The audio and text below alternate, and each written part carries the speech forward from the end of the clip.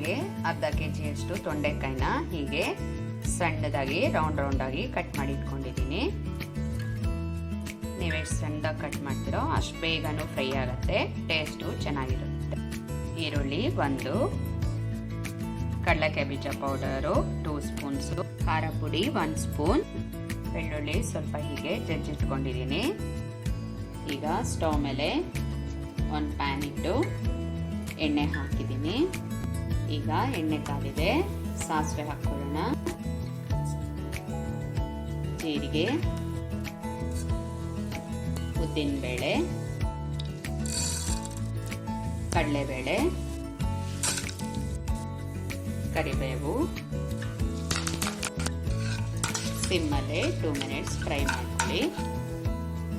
ಈಗ ಈರುಳ್ಳಿ,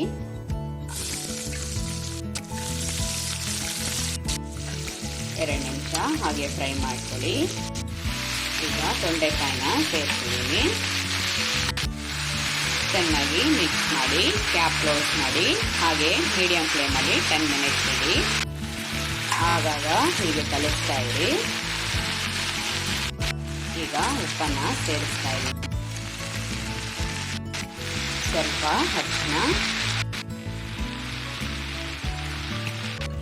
ಇನ್ನು 10 ಮಿನಿಟ್ಸ್ ಕ್ಯಾಪ್ ಕ್ಲೋಸ್ ಮಾಡಿ ಹಾಗೆ ಬಿಡಿ. ಕಾಯಿನ ಚೆಕ್ ಮಾಡ್ಕೊಳ್ಳಿ. ಇನ್ನು ಬೆಂದಿಲ್ಲ ಅಂದರೆ ನೀರನ್ನು ಸ್ವಲ್ಪ ಸ್ಪ್ರಿಂಕಲ್ ಮಾಡಿ ಮತ್ತೆ ಕ್ಯಾಪ್ ಕ್ಲೋಸ್ ಮಾಡಿ ಇಡಿ.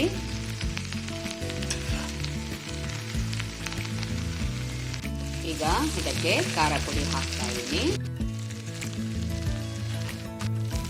ಕಡಲೆಕಾಯಿ ಬೀಜ ಪೌಡರು, ಬೆಳ್ಳುಳ್ಳಿ